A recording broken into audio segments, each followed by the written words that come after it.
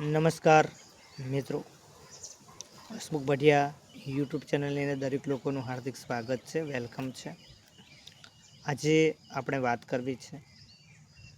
કે 21મી સદી છે, શિક્ષણનું યુગ છે। એટલે દરેક વડીલો,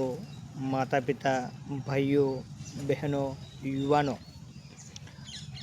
ને ખાસ સંદેશ છે કે શિક્ષણ બાળકોને ખાસ આપો, કેમ કે શિક્ષણ વગર ઉદ્ધાર નથી। તમારું બાળક સારું શિક્ષણ લેશે તો પોતાનું ભવિષ્ય સારું બનશે, સારું ભવિષ્ય ઘડાશે, ઉજ્જવળ કારકિર્દી બનશે।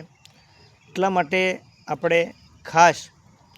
શિક્ષણને સંદેશ મળે એના માટે પ્રયત્નો કરતા હોઈએ છીએ કે તમે જુઓ છો કે તમારું બાળક પ્રાથમિક શાળામાં ભણતું હોય કે માધ્યમિક શાળામાં ભણતું હોય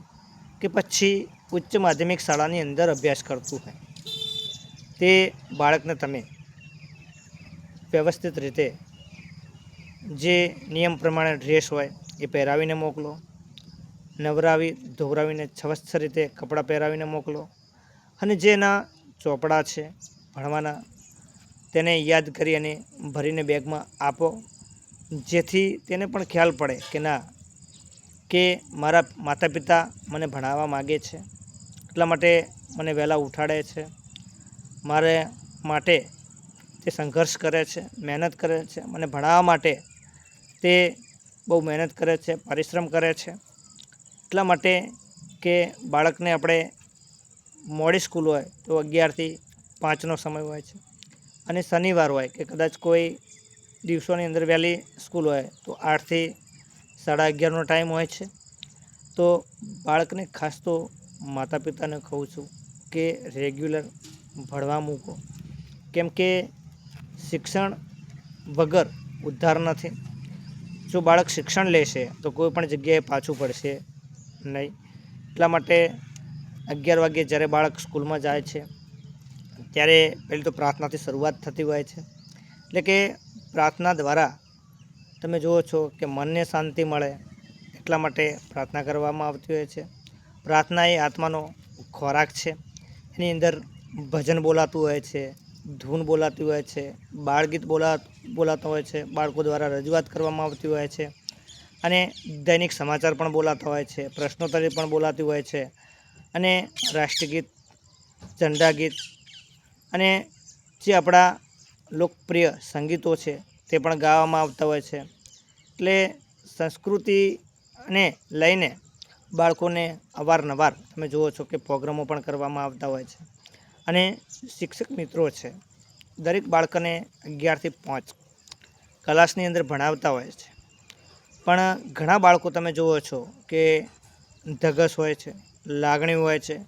ભણવા માટે આતુર હોય છે, તે મહેનત કરીને હોશિયાર બનતા હોય છે। પણ ઘણી વખત એવું થતું હોય છે કે કોઈ બાળકને ભણવામાં રસ નથી હોતો, કોઈને સંગીતની અંદર રસ હોય, કોઈને ગાવાની અંદર રસ હોય, કોઈને ચિત્ર બનાવવાની અંદર રસ હોય, કોઈને ચિત્ર દોરવાની અંદર રસ હોય, કોઈને કસરત કરવાની અંદર રસ હોય, કોઈને ક્રિકેટની અંદર રસ હોય, કોઈકને કોઈ બાળકોને અલગ અલગ રસ હોય છે, તેની અંદર આગળ જતા હોય છે અને એમનું ભવિષ્ય ઘડતા હોય છે। એટલે વાલીઓને પણ ખાસ સંદેશ છે કે 11થી 5 બાળક ભણીને આવ્યા છે ત્યારે તમે એમને પૂછો કે સ્કૂલમાં શું શું પ્રવૃત્તિ કરાવવામાં આવી છે,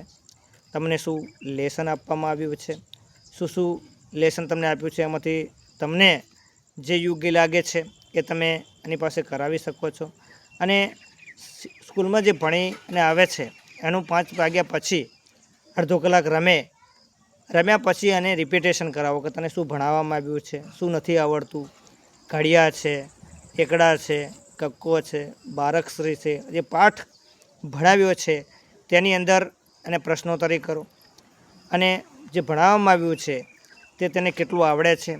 આ બધું જ કાળજી રાખવાથી બાળક આગળ વધે છે। એટલા માટે આપણે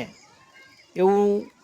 તમારે ના સમજવું જોઈએ કે સ્કૂલની અંદર જે ભણે છે એ બાળકો ફક્ત સ્કૂલની અંદર જે ભણાવ્યા પછી પણ એને રિપીટેશન કરવામાં આવે તો જ બાળક આગળ વધે છે। સ્કૂલમાં દરેક શિક્ષકો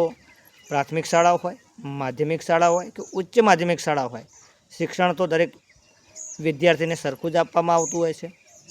પણ બાળક જે પીરસે છે એમાં મન લગાવીને જે ભણતા હોય છે, જે ધ્યાન દોરતા હોય છે, તે હોશિયાર બની જતા હોય છે અને સારું મેરિટ લાવતા હોય છે. અને શિક્ષકોને પણ એવું હોય છે કે બાળકો આગળ વધે,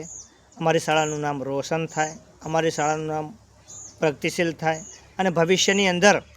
ગોલ્ડ મેડલ મળે અને શાળાનું નામ ગુજરાતની અંદર, દેશની અંદર અને ભવિષ્યની અંદર શાળા ઉત્તરોત્તર પ્રગતિ કરે એવું દરેક શિક્ષકોને લાગણી હોય છે, આચાર્યને પણ લાગણી હોય છે અને એના સ્ટાફને પણ લાગણી હોય છે કે અમારી સ્કૂલ પણ આગળ ટોપ નંબરમાં આવે. એટલે આ વિડીયો શિક્ષણને લઈને આપણે બનાવ્યો છે. તો બાળકોના ભવિષ્ય માટે છે. ભવિષ્ય કેવી રીતે ઘડવું, બાળકોને કેવી રીતે આપણે આગળ લાવવા, બાળકોને શું શું પ્રવૃત્તિઓ દ્વારા આગળ લાવી શકાય અને શિક્ષક મિત્રો પણ પ્રયત્નો કરતા હોઈએ છે. એટલે વિડીયોના માધ્યમ થકી આપણે શિક્ષણને ઉજાગર કરતા હોઈએ છીએ, શિક્ષણની અંદર આગળ વધે એવી પ્રવૃત્તિઓ કરતા હોઈએ છીએ. તો જે પણ મિત્રો વિડીયો જોઈ રહ્યા હોય તો શેર કરજો, કોમેન્ટ કરજો, લાઈક કરજો અને ખુદના પ્રતિભાવ ચોક્કસ જણાવજો, જેથી કરીને અમે એના અનુસંધાને વિડીયો બનાવી શકીએ તેવી આશા રાખું છું. જય હિન્દ, જય ભારત, જય સંવિધાન.